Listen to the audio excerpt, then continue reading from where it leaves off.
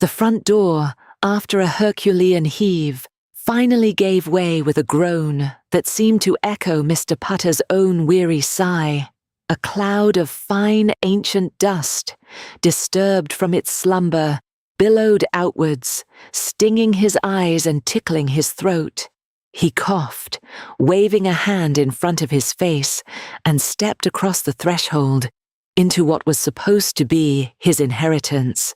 The air inside was thick and stagnant, heavy with the scent of decay and disuse.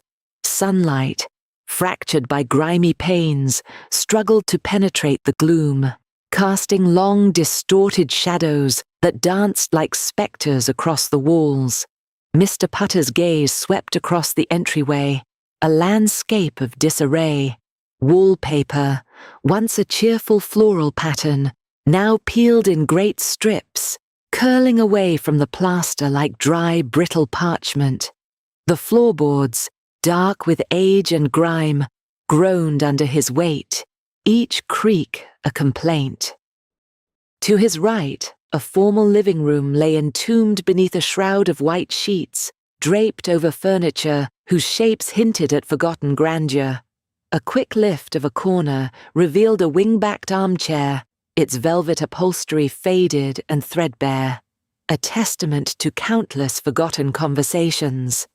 Dust, a universal constant in this house, lay thick upon everything, a velvety blanket muffling the world. To his left, a dining room table, similarly shrouded, seemed to brace itself against the inevitable. He walked deeper, his footsteps echoing in the silence. The kitchen, a cavern of outdated appliances and chipped linoleum, offered little comfort. A single light bulb, dangling precariously from the ceiling, was caked in dust and looked utterly incapable of shedding any meaningful illumination. A faint, earthy smell clung to the air, hinting at dampness and hidden rot. He peered into the pantry, a dark maw filled with empty jars and forgotten cobwebs. A gift, he muttered aloud, the words sounding hollow and small in the vast, echoing space. His great-aunt's solicitor had presented it as such, a generous bequest from a reclusive relative he barely remembered. But standing amidst the wreckage, Mr. Putter felt a growing sense of dread. This wasn't a gift. It was a colossal problem, a burden wrapped in faded glory. The roof, he knew from the surveyor's report, leaked in several places, leaving telltale water stains sprawling across ceilings like geographical maps of despair. Paint peeled not just in strips, but in great swaths, revealing layers of forgotten colors. Outside, the garden, a sprawling wilderness of overgrown hedges and tangled weeds, looked more like a jungle than a cultivated space. He ran a hand over a dusty banister, the wood rough and splintered beneath his touch. The sheer scale of the task ahead threatened to overwhelm him. He was a man of quiet routines, a librarian by trade, accustomed to the hushed order of books and the gentle turning of pages. This house, with its chaotic disarray and looming repairs, felt like a monstrous challenge, utterly beyond his capabilities. He felt a familiar knot of anxiety tighten in his stomach. How was he, Mr. Putter, to tackle this behemoth? Days bled into weeks. Mr. Putter, armed with a bucket, sponges, and an endless supply of cleaning solution, launched his solitary campaign against the grime. Each morning, he would arrive, the key feeling heavier in his hand each time, and embark on another section of the house. He scrubbed away at layers of caked-on dirt, revealing the faint patterns of old wallpaper, the faded grain of forgotten wood. He swept up piles of debris, uncovering relics of a bygone era. A lone porcelain doll's eye, a tarnished silver thimble, a brittle yellowed newspaper from 1957. The house, however, seemed to resist his efforts. For every surface he cleaned, another corner revealed a new layer of dirt. A fresh patch of peeling paint, a hitherto unnoticed crack in the plaster. The sheer size of the place, coupled with its pervasive disrepair, was relentless. He ate cold sandwiches on a makeshift table in the kitchen, the silence of the house pressing in on him. At night, as he lay in his temporary cot in what was once a guest bedroom, the old house groaned and sighed around him, its creaks and whispers sounding like the protests of a sleeping giant disturbed. He felt utterly lost, adrift in this sea of dust and decay, the weight of the house pressing down on his already fragile hopes for the future. He missed his old familiar apartment, its smallness now a comforting thought. He was alone here, utterly alone in the big creaky house, and the thought made a shiver run down his spine, even on the warmest evenings.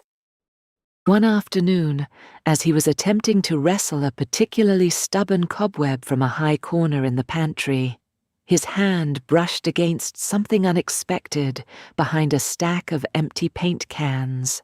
Not the rough plaster he anticipated, but a smooth, cool surface. Curiosity, a rare but potent spark in Mr. Putter's normally reserved nature, was ignited. He pushed aside the cans, revealing a section of wall that seemed subtly different from the rest. It wasn't plaster. It was wood, expertly fitted, almost invisible against the grimy backdrop. His heart began to beat a little faster. He tapped it with his knuckles. A hollow sound. Not an exterior wall.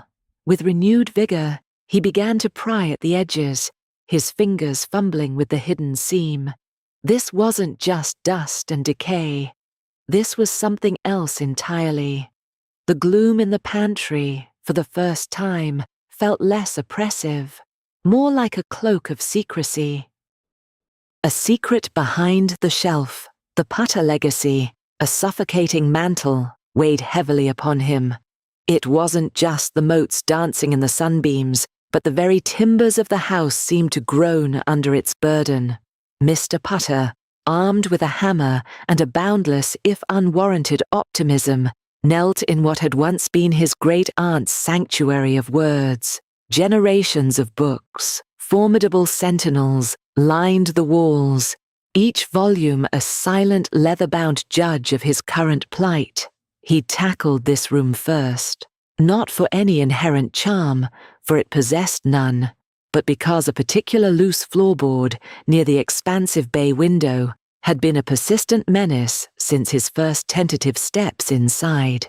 He pried at the offending plank, the timber shrieking in protest. A bead of sweat, a stark anomaly in the library's perpetually cool, dry air, traced a path down his brow. This house thrummed with a different pulse, a decaying, tenacious vitality that defied him at every turn. He grunted, finally dislodging a nail that rent the air with its metallic wail. Leaning back, he wiped his forehead with a sleeve, his gaze drifting past the exposed joist to the wall, specifically to a sliver, a narrow, dark fissure where the dusty baseboard met the formidable bulk of a bookshelf. The shelf itself was a leviathan, crammed with leather-bound tomes that seemed to absorb all light and sound. He'd attempted to clean around it, but its colossal size and the precarious lean of its contents had always deterred him. Now, however, that curiously precise gap snagged his attention. It wasn't the irregular crack of an old settling house. This was surgical, deliberate. The nascent curiosity that had stirred in the pantry now flared to life in the library. He set the hammer down with a muted thud, the sound swallowed by the room's vastness. His knees grumbled as he rose and approached the colossal bookshelf. Up close, the gap deepened into a channel of absolute darkness. He ran a hesitant finger along the aged wood, feeling the fine layer of grit that had accumulated over decades. The shelf felt unusually heavy, even for its impressive dimensions. He tried to nudge it, just a fraction, hoping to glimpse more of the dark void, but it remained stubbornly immutable. A fresh resolve, born of frustration and an uncharacteristic stubbornness, took root. He braced himself, planting both hands on the shelf's facade. He pushed, grunting with effort, anticipating the usual immovable resistance. Instead, with a low, grating rumble that sent a tremor through him, the immense bookshelf began to stir. It wasn't sliding across the floor. It was pivoting, slowly, deliberately, on unseen hinges. Ancient dust, thick and suffocating, billowed out from behind it, catching the motes of sunlight filtering through the grimy window. Mr. Putter coughed, waving a hand in front of his face, but he didn't cease pushing. The shelf continued its slow, grinding arc, unveiling a section of the wall that was neither plaster nor wood paneling. It was a smooth, dark surface, punctuated by a faint, almost invisible seam. His heart quickened, a frantic drumbeat against his ribs. The seam sharpened as the shelf completed its rotation, revealing not a wall, but a door. A simple, unadorned wooden door, flush with the surface behind the now open shelf, utterly devoid of handles or knobs. There was no keyhole, no obvious mechanism for entry. He stepped closer, his breath held captive. The air emanating from the newly revealed space felt cooler, distinct, carrying a faint, earthy scent mingled with something he couldn't quite place. Old paper, perhaps, or forgotten spices. He pressed his palm against the door's smooth wood, feeling its cool, solid surface. A faint, almost imperceptible tremor ran through it, as if the door itself was holding its breath. His initial dread of the house, of its demanding decay, had momentarily receded. This was different. This was a secret, meticulously concealed, patiently awaiting discovery. The overwhelming burden of repairs and endless cleaning faded into insignificance, replaced by a singular consuming question: what lay beyond this silent, hidden portal? He traced the invisible seam with a trembling finger, his librarian's methodical curiosity now fully ignited. The house, once an adversary, now felt like a confidant, slowly, grudgingly, sharing its long-held secrets. The loose floorboard, the omnipresent dust, the perpetual gloom, they were all forgotten. Only the door remained, a dark, intriguing promise of the unknown. The golden discovery. The cool, musty air that greeted Mr. Putter as he nudged the handleless door open was a stark contrast to the oppressive warmth of the library. His old-fashioned flashlight, a relic from his father's toolkit, cast a trembling beam into the inky blackness beyond. He hesitated, a ripple of trepidation washing over him, quickly followed by a surge of determined curiosity. The mundane task of repairing a floorboard now seemed a lifetime ago, overshadowed by the promise of this secret passage. Taking a deep breath, Mr. Putter squeezed through the narrow opening. The door, surprisingly light, swung shut behind him with a soft thud, plunging him into absolute darkness, save for the anemic glow of his flashlight. The air grew heavier, thick with the scent of aged wood, and something else, something faintly metallic, like old coins. He found himself in a tight, dust-laden corridor, barely wide enough for his shoulders. Cobwebs, thick and resilient, brushed against his face, clinging to his hair and clothes like ethereal fingers. He shivered, not from cold, but from an almost primal sense of venturing into the unknown. Each step he took was tentative, his worn boots scuffing softly against what felt like packed earth. The corridor stretched for what seemed an eternity, the beam of his flashlight dancing ahead, revealing nothing but more crumbling walls and the occasional skeletal remains of an insect. His heart thumped a nervous rhythm against his ribs. What if this was a dead end? What if this was just a forgotten service tunnel, leading nowhere but deeper into the house's decaying guts? The thought was disheartening, a return to the bleak reality of his inheritance. Just as a knot of despair began to form in his stomach, the corridor abruptly opened into a small, circular room. The air here was less suffocating, though still heavy. His flashlight beam swept across the space, revealing walls lined with rough-hewn stone, remarkably well preserved. In the center, bathed in the dancing light, stood a single object, an old, intricately carved wooden chest. It wasn't a grand chest, not the kind one might expect from a pirate's hoard, but rather a modest, elegant piece, dark with age. The wood, he noted, appeared to be oak, its surface etched with swirling patterns that hinted at forgotten craftsmanship. There were no locks visible, no ornate clasps, just a simple, almost imperceptible seam running along the top. A strange sense of calm settled over Mr. Putter as he approached it, his earlier anxieties replaced by a quiet sense of anticipation. This was it. This was what the house had been hiding. He knelt before the chest, running a tentative hand over its smooth, cool surface. The wood felt ancient, whispering stories of generations past. With a gentle push, the lid, surprisingly light and well-balanced, lifted with a faint, almost musical creak. And then the light exploded. Not a literal explosion, but a dazzling eruption of color and brilliance that stole Mr. Putter's breath. The chest was not empty. It was filled, to the very brim, with an unimaginable bounty. Diamonds the size of his thumb winked up at him, scattering rainbow fractals across the dusty room.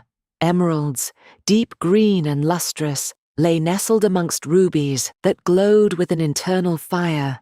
Sapphires, like captured fragments of the midnight sky, shimmered beside strands of pearls that gleamed with an ethereal luster, and beneath them, a veritable river of gold coins, their surfaces catching the flashlight beam and reflecting it back in a cascade of warm, rich light. Mr. Putter gasped, the sound thin and reedy in the sudden silence of the room. He reached out a trembling hand, his fingers brushing against the cool, smooth surface of a perfectly cut diamond. The weight of it, the incredible, undeniable reality of it, sent a jolt through him. This wasn't a dream. This was real. His troubles, the decaying house, the endless repairs, the crushing weight of his legacy, they all seemed to melt away, dissolving into the brilliant glow of the jewels. The burden lifted, replaced by an intoxicating rush of wonder and disbelief. He picked up a handful of gold coins, letting them cascade through his fingers. The soft clinking sound, a symphony of sudden, unexpected fortune. The metallic scent, which he'd noticed earlier, was now explained. A wide, disbelieving smile spread across Mr. Putter's face. The Putter house, once a symbol of his impending ruin, had just revealed its deepest, most magnificent secret. He looked around the small, silent room, then back at the sparkling treasure, a new purpose igniting within him. This was not just a discovery, it was a complete transformation. Whispers in town. The cool morning air, a stark contrast to the oppressive heat of recent days, did little to settle the nervous flutter in Mr. Putter's chest. He clutched the small velvet pouch tighter, its weight a familiar comfort, yet also a source of growing anxiety. Inside, nestled amongst layers of soft cloth, lay the sapphire and diamond necklace, a shimmering testament to his newfound fortune. He had chosen it for its manageable size and undeniable beauty, hoping it would be enough to gauge the value of his discovery without revealing its full, overwhelming extent. Mrs. Gable's shop, Gable's Fine Jewels, radiated a quiet elegance that always intimidated Mr. Putter. Today, however, its polished brass and gleaming display cases felt less daunting, more like a sanctuary. A tiny bell tinkled above the door as he pushed it open, the sound echoing in the hushed space. Mrs. Gable, a woman with keen eyes that missed nothing and a smile that warmed the room, looked up from behind a magnifying glass, her silver hair pulled back in a neat bun. Mr. Putter, what a pleasant surprise, she greeted, her voice a melodic hum. It's not often we see you out and about these days. How can I help you? Mr. Putter's throat felt dry. Good morning, Mrs. Gable. I've come to ask for your professional opinion on something. He extended the velvet pouch, his hand trembling slightly. Mrs. Gable's brow furrowed slightly as she took the pouch, her touch surprisingly delicate. She untied the ribbon, her movements precise and unhurried. As the sapphire and diamond necklace spilled into her palm, a soft gasp escaped her lips. The shop's usually muted light seemed to catch and amplify the stone's brilliance, painting the air with flashes of blue and white. She held it up, letting it dangle, then brought it closer to her eye, her magnifying glass once again in place. A full minute passed in silence, punctuated only by the soft tick of a grandfather clock in the corner. Mr. Putter shifted his weight, his heart hammering against his ribs. Finally, Mrs. Gable lowered the necklace, a profound expression on her face. Mr. Putter, she began, her voice hushed with reverence. This is extraordinary. The craftsmanship, the cut of these stones. This is not merely an old piece. This is ancient. The setting, the style, it speaks of an era I've only seen in history books. She looked at him, her gaze piercing. Where did you come by such a magnificent artifact? Mr. Putter hesitated, then decided on a partial truth. It was, among some things in the house, hidden, actually. A slow smile spread across Mrs. Gable's face, a genuine warmth that melted some of Mr. Putter's apprehension. Hidden, you say? Well, whoever hid it certainly knew its worth. This necklace, Mr. Putter, is not just valuable, it's priceless. A museum piece, without a doubt. And the gems, they are of the purest quality. Untouched by time, it seems. She paused, then added, her voice dropping to a confidential whisper. Are there more where this came from? Mr. Putter, emboldened by her reaction, gave a small, almost imperceptible nod. Mrs. Gable's eyes widened, a mixture of awe and excitement dancing within them. My dear Mr. Putter, she breathed, you have stumbled upon a true marvel. You must be careful, very careful. She handed the necklace back, her expression now serious. I can certainly appraise this for you, and connect you with reputable buyers should you wish to sell, but I implore you, keep the full extent of your discovery close to your chest for now.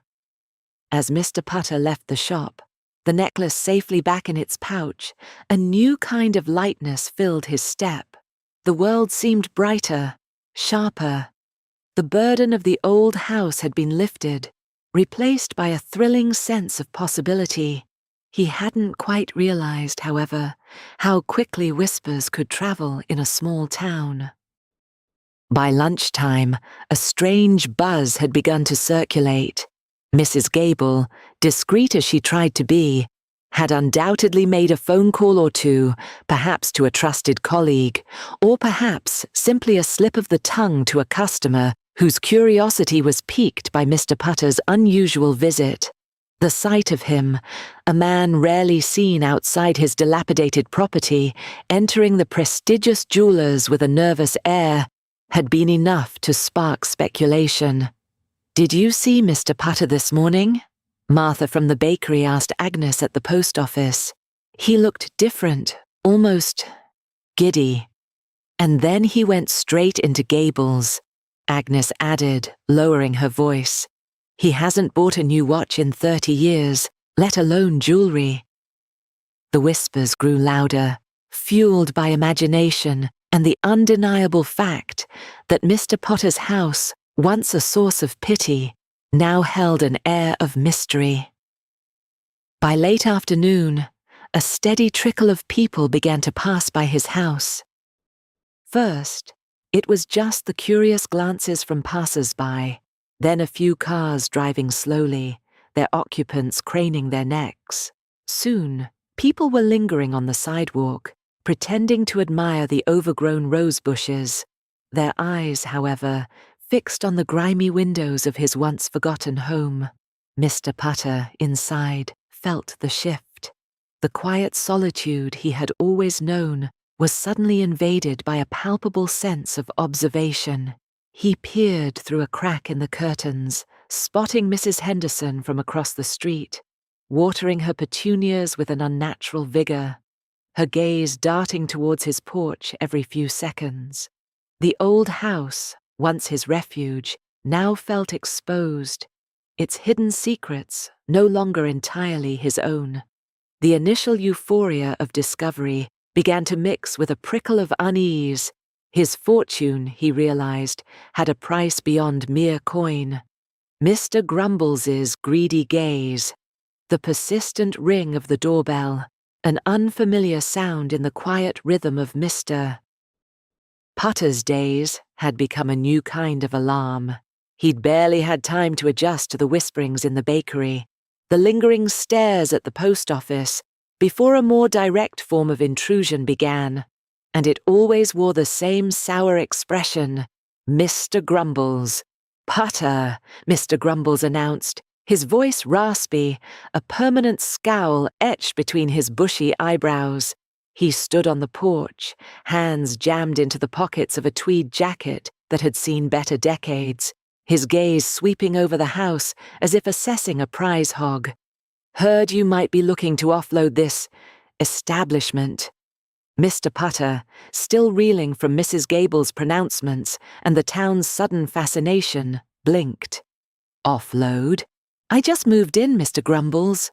"Nonsense. Place is a wreck," Grumbles scoffed, nudging a loose plank on the porch with his worn leather shoe. "Always has been, but I'm a generous man. I'll take it off your hands. Cash. Right now." He pulled a thick wad of bills from his pocket, fanning them with a theatrical flourish that seemed entirely out of place for such a dilapidated transaction. A knot tightened in Mr. Putter's stomach. This wasn't the first time. In the past week, Mr. Grumbles had appeared 4 times, each visit more insistent than the last, his offers escalating with an almost desperate zeal. Each time, his eyes, small and sharp, didn't just linger on the peeling paint or the sagging gutters. They darted constantly to the front window that looked directly into the living room, and then, inexplicably, to the section of the wall behind which the hidden room lay. It was a subtle movement, a flick of the iris, but Mr. Putter, now hyper-aware of every glance, had noticed. "It's not for sale, Mr. Grumbles," Mr. Putter stated firmly, a new resolve hardening his tone. He remembered the feeling of the cool sapphire, the intricate silverwork against his fingertips. That wasn't something you simply offloaded. Grumbles let out a dismissive snort. "Suit yourself, but you'll come around. Everyone does. This place is a money pit. A bottomless, crumbling pit." He gestured wildly at the house, as if trying to physically embody its decay. Yet, even as he spoke, his eyes continued their furtive dance, always returning to that particular stretch of wall just above the dusty mantelpiece. Mr. Putter found himself growing increasingly uneasy. It wasn't just Grumbles' usual avarice. There was an unsettling intensity to his gaze, a predatory glint that hadn't been there before the whispers started. Could he possibly know? Mrs. Gable had stressed discretion, but secrets in a small town were like smoke, impossible to contain. "I'm quite fond of it, actually," Mr. Putter said, a deliberate falsehood.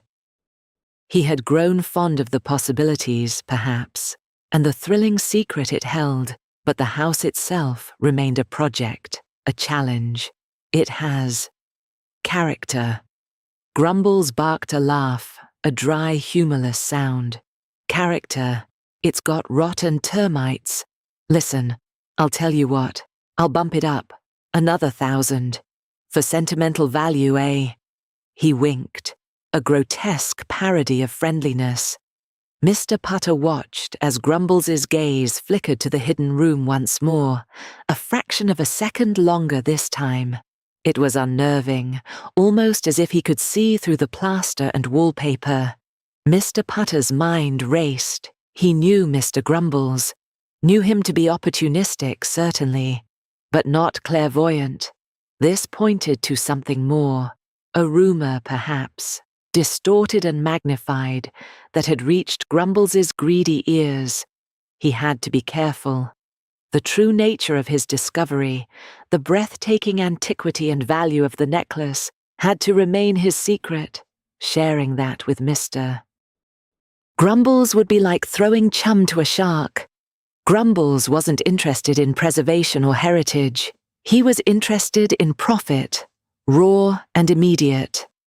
"No, thank you, Mr. Grumbles," Mr. Putter said, stepping slightly forward, subtly blocking Grumbles' direct line of sight to the living room. "The house is not for sale, and it won't be." Grumbles' face tightened. He glared at Mr. Putter, then at the house, a flicker of frustration crossing his features before settling back into his usual scowl. "You'll regret this, Putter. Mark my words, you'll be begging me to take it off your hands once the true cost of this folly sets in." He spun on his heel, his heavy footsteps thudding down the porch steps, his tweed jacket flapping around him like an angry bird. Mr. Putter watched him go, a shiver tracing its way down his spine. The air felt colder, despite the afternoon sun. He closed the door, the click of the latch sounding unnervingly loud in the sudden silence. He walked into the living room, his eyes automatically drawn to the very spot Grumbles had fixated on.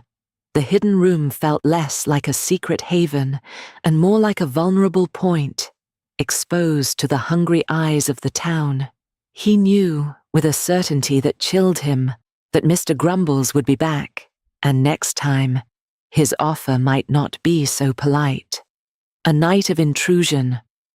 A sharp, metallic rasp echoed through the silent house, jarring Mr. Putter from a fitful sleep. He lay motionless for a moment, his heart a frantic drum against his ribs, straining to identify the sound. It came again, a softer, more insistent scraping, undeniably from downstairs. Not the settling groans of an old house, nor the wind playing tricks. This was deliberate. A cold dread snaked its way into his gut.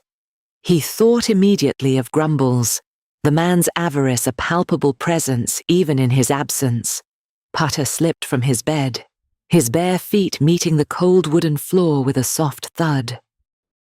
He fumbled for his robe, tying it loosely as he edged towards the bedroom door. The house was a canvas of deepened shadows, the moon offering only faint, ghostly illumination through the windows. Every floorboard creaked a protest under his cautious weight as he navigated the dark hallway, his ears straining for another sound. A faint clinking, followed by a grunt, confirmed his worst fears. It was coming from the vicinity of the hidden room, the very heart of his precarious new fortune. Adrenaline, cold and stark, coursed through him. He moved slower now, each step an agonizing deliberation, his hand brushing against the cool textured wallpaper. The banister felt like ice beneath his fingers as he descended the stairs, pausing every few steps to listen. The sounds grew clearer, a muffled thud, the distinct click of metal on wood, and a soft, rhythmic prying. He reached the bottom of the stairs, a silent sentinel in the deeper gloom of the ground floor. Peeking around the corner of the living room, his breath hitched. A dark figure was silhouetted against the faint moonlight streaming through the dining room window, hunched over the very spot where the hidden door blended seamlessly with the wall. Mr. Grumbles. He wore dark clothing, his usual meticulously groomed hair now disheveled, a glint of metal visible in his hand. He was trying to force open the hidden door. Mr. Putter's mind raced. A terrifying kaleidoscope of thoughts, the sapphire necklace, the fortune, his newfound peace, all of it hanging precariously by a thread. Grumbles wasn't just interested in buying the house. He knew about the room, about what was inside. The realization hit Mr. Putter with the force of a physical blow. Grumbles hadn't just been suspicious, he'd been informed. A wave of fear, cold and suffocating, washed over him. He was alone, in his own house, facing an intruder who was not merely a thief, but a determined, cunning adversary. The sheer audacity of Grumbles, breaking in, trying to steal what Putter had so recently discovered, ignited a spark of defiant anger within him. He wasn't just going to stand by and watch. Grumbles grunted again, his movements becoming more forceful, the metallic scraping louder. He was using some kind of tool, a pry bar perhaps, trying to find purchase in the almost invisible seam of the hidden door. Each scrape was a violation, a chipped piece of Mr. Putter's newfound security. Putter's heart hammered against his ribs, a frantic rhythm that threatened to betray his presence. He had to act, but how? He was an old man, not a fighter. Yet, the thought of Grumbles succeeding, of losing everything, was a far more terrifying prospect than confronting him. He scanned the dimly lit room for anything at all, that could serve as a deterrent. His gaze fell upon an antique walking stick, elaborately carved, leaning against the fireplace. It was heavy. Solid. Not a weapon, perhaps, but certainly capable of making a noise, of drawing attention. He took a deep breath, the cold night air filling his lungs, steeling himself. He could feel the pulse throbbing in his temples, the adrenaline making his hands tremble. He thought of the sapphire, its cool weight in his palm, the spark of hope it had ignited. He wouldn't let Grumbles take that from him. Not now, not ever. The fear was still there, a knot in his stomach, but beneath it, a nascent resolve began to harden. He would face Grumbles. He had to. Officer friendly, to the rescue. The walking stick felt oddly substantial in Mr. Putter's trembling hand, a curious anchor against the swirling tide of his fear. He clutched it. Not as a weapon, but as a symbolic extension of a resolve he hadn't known he possessed. Every creak from downstairs, every muffled metallic scrape, hammered against his eardrums, echoing the frantic beat of his own heart. Grumbles was down there, brazenly attempting to violate the sanctity of his home, to steal what had become not just treasure, but a symbol of his late wife's enduring love and his own unexpected resurgence. He tiptoed to the landline in the hallway, his fingers fumbling with the rotary dial, a relic in itself, much like the house. The rhythmic whirring of the dial felt excruciatingly slow, each number a tiny eternity. 911. He whispered into the receiver, his voice a reedy croak that barely sounded like his own. He forced himself to speak louder, clearer. "My name is Putter. There's an intruder in my house. He's trying to break into a hidden room. He gave his address, his eyes darting towards the staircase, half expecting Grumbles to materialize, a predatory shadow. The dispatcher's calm, professional voice was a lifeline, a steady hand reaching out from the chaos. "Stay on the line, sir. An officer is on the way." The next few minutes were an agonizing blur of suspense. Mr. Potter remained frozen, the phone pressed to his ear, every nerve stretched taut. He heard the distant wail of a siren, faint at first, then growing steadily louder, a beacon of hope piercing the pre-dawn stillness. Grumbles, too, must have heard it, for the rhythmic clanking from downstairs escalated into a frantic, desperate flurry. He was clearly trying to finish the job before help arrived. Just as the siren reached a deafening crescendo outside, a new sound ripped through the quiet of the house. A sharp, splintering crack, followed by the unmistakable thud of wood giving way. Mr. Potter's breath hitched. Grumbles was in. He had breached the secret room. Then, a sudden, authoritative rap on the front door. Mr. Potter, his legs feeling like lead, stumbled down the stairs. The front door was already ajar, revealing the broad, reassuring figure of Officer Friendly, silhouetted against the pale glow of the streetlights. Officer Friendly, a man whose name perfectly matched his demeanor, was a familiar sight in town, known for his calm efficiency and kind eyes. He was already halfway inside, his hand resting on the holster of his sidearm, his gaze sweeping the hallway. "Mr. Potter," he asked, his voice low and steady, instantly commanding attention. He took in Mr. Potter's disheveled state, the old walking stick still clutched like a shield. "Where's the intruder?" Before Mr. Potter could fully articulate, a frantic scuffling erupted from the drawing room. Officer Friendly didn't hesitate. He moved with a practiced fluidity that belied his calm exterior, striding towards the sound. Mr. Potter, propelled by a newfound sense of urgency, followed close behind. They burst into the drawing room. The scene was precisely as Mr. Potter had feared, and yet somehow worse. The ornate paneling that concealed the secret room was no longer seamless. A section of it had been brutally pried open, revealing a dark, gaping maw. Mr. Grumbles, his face slick with sweat and grime, was halfway inside, his fingers scrabbling at the rough-hewn shelves within. A small, but heavy, canvas bag was already clutched in his other hand. His eyes, wide with a mix of surprise and desperation, darted from the treasures he was attempting to pilfer to the imposing figure of Officer Friendly. "Police, freeze!" Officer Friendly's voice boomed, echoing through the high-ceilinged room. He drew his weapon, not aiming directly at Grumbles, but holding it in a ready, defensive posture. Mr. Grumbles, caught red-handed, seemed to deflate. His shoulders slumped, the fight draining out of him. He slowly, reluctantly, withdrew from the opening, the heavy bag still in his grip. "Now, officer, there's been a misunderstanding," he stammered, his usual smooth veneer cracking under pressure. "I was just admiring the craftsmanship." Officer Friendly wasn't buying it.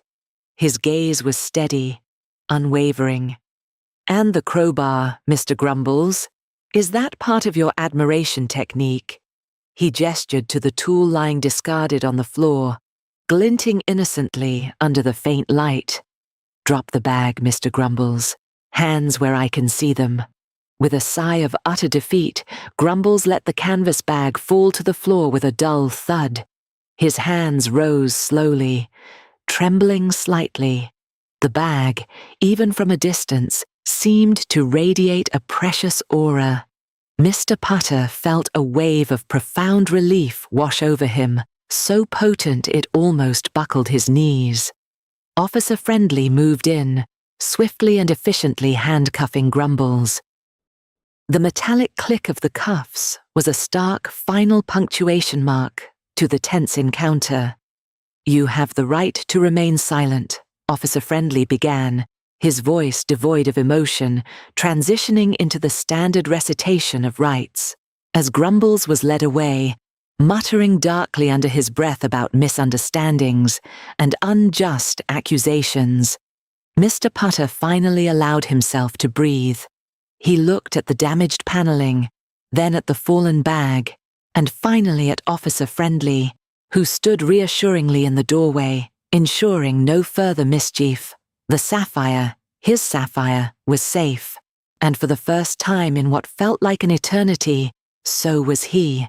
The old house, for all its creaks and groans, had held its secret well, and with the help of Officer Friendly, it had weathered another storm. A new beginning. The flashing blue and red lights painted the living room in a ghostly pulsing glow, finally fading as Officer Friendly clicked off his patrol car's beacons. The silence that followed felt vast, a chasm where the frantic thumping of Putter's heart had just been. Grumbles, cuffed and sullen, was already in the back of the squad car, a dark silhouette against the streetlights. Officer Friendly returned, his gaze sweeping the room. "All right, Mr. Putter, let's make sure everything's secure." Putter, still clutching the walking stick, felt a tremor run through him. Not of fear, but of an immense, profound relief. He nodded, his voice a little hoarse. "Thank you, officer. Truly." Officer Friendly moved with practiced efficiency, inspecting the hastily repaired wall, the splintered doorframe, and the ransacked hidden room. He documented everything with a small notepad and pen. "This sapphire," he said, gently lifting the velvet pouch from the table where Putter had placed it, "is quite something. You understand its value, I presume?" Putter nodded again, swallowing. "Yes. And I understand the trouble it's caused." "Indeed," Officer Friendly agreed, handing the pouch back. "For now, I recommend a safety deposit box, and perhaps a more robust security system for the house. We'll be filing a full report, of course. Grumbles won't be bothering you again for a long while." The officer helped Putter board up the broken doorframe leading to the hidden room, his steady presence a calming anchor in the aftermath. As he prepared to leave, he paused at the doorway. "You handled yourself well, Mr. Putter. Not many folks would face down an intruder like that."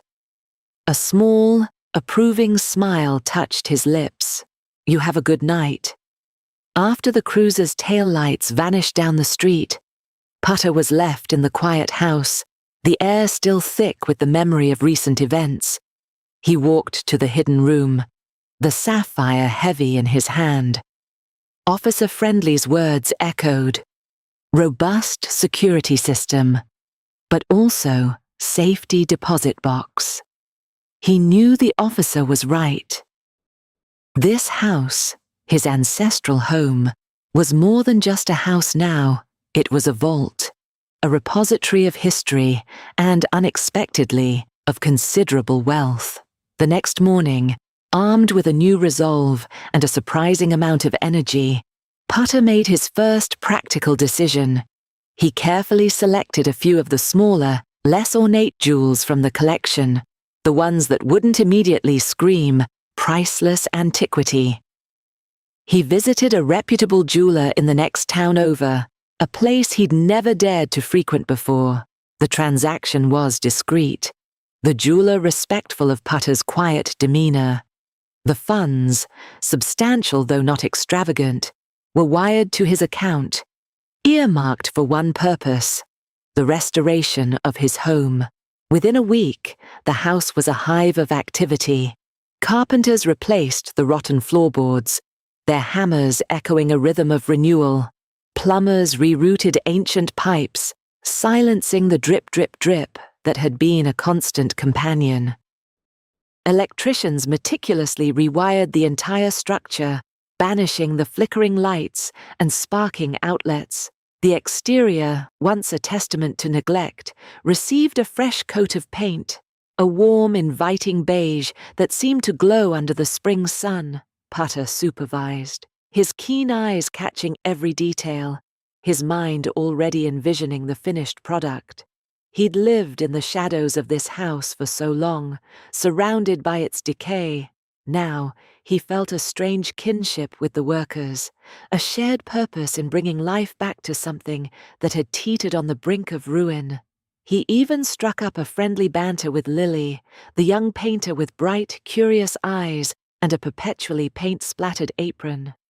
"This place is going to be beautiful, Mr. Putter," she'd said one afternoon, stepping back to admire her work on a freshly painted window frame. "It has good bones, you know. Just needed a little love." Putter had merely smiled, a genuine, unforced smile.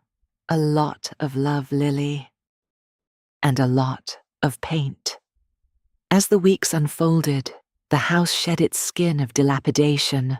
The musty scent of age gave way to the crisp aroma of fresh lumber and paint. Sunlight, once struggling to penetrate grimy windows, now streamed through newly cleaned panes, illuminating the intricate patterns of the restored wallpaper. The garden, too, received attention. Overgrown weeds replaced by blooming perennials, a riot of colour surrounding the revitalized home.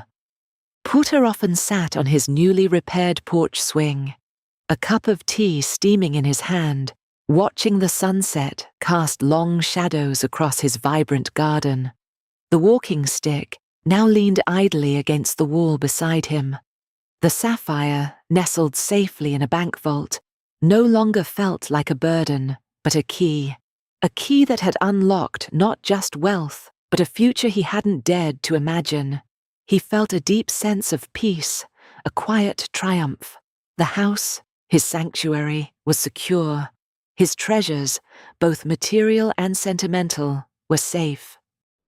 And Putter, once a man resigned to the slow decay of his inheritance, had found an unexpected purpose, a new beginning in the sturdy, bright walls of his revitalized home.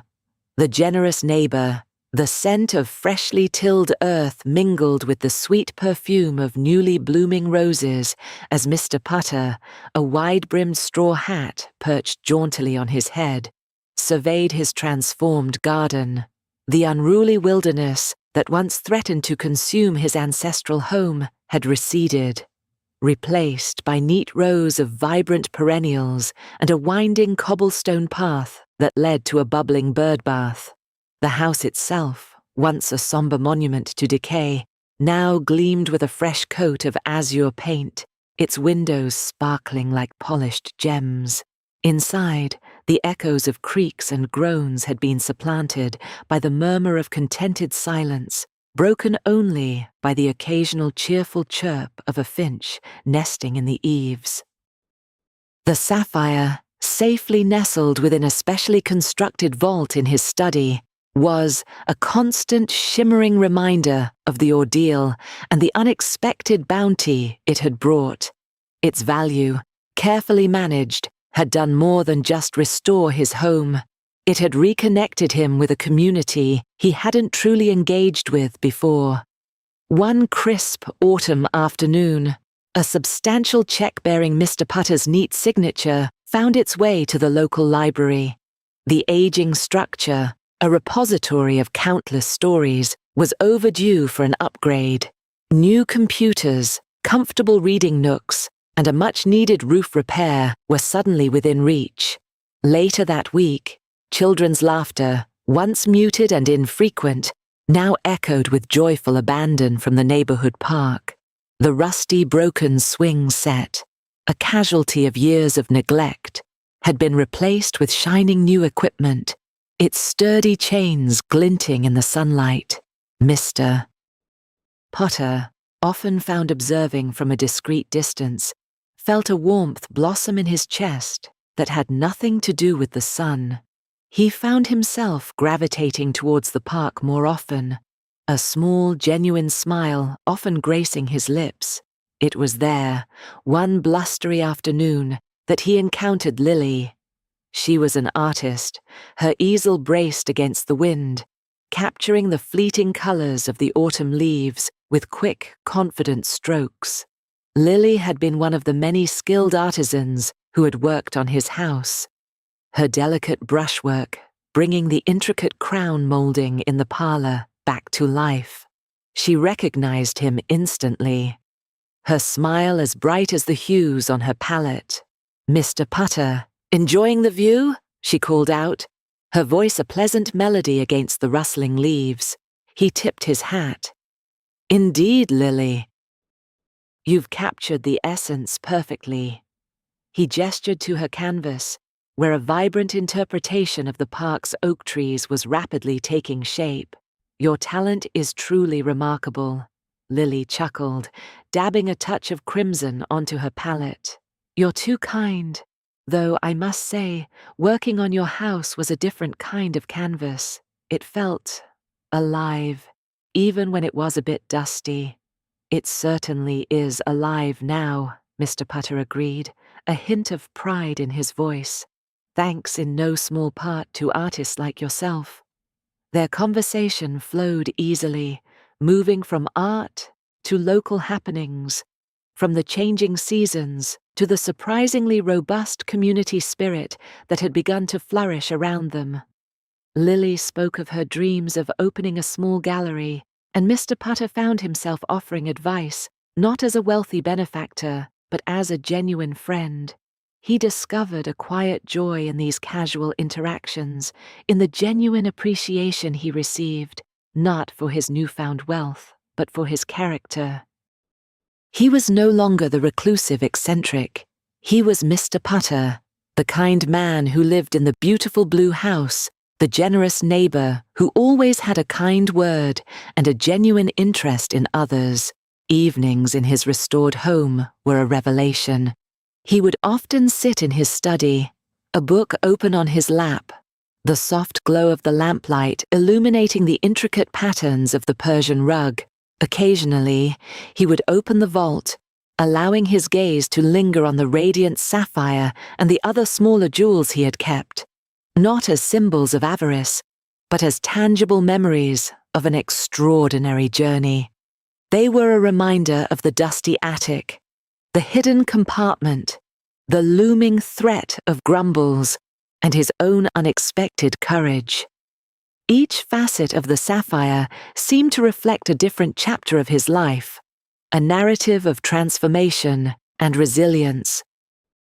He had learned that true wealth wasn't just measured in precious stones or bank accounts, but in the quiet satisfaction of a life well lived, in the warmth of new friendships, and in the profound peace of a home that was truly his, secured not just by locks and vaults, but by the quiet strength of his own resolve. His days were now filled with purpose, a comfortable rhythm of tending his garden, reading by the fire, and engaging with his community.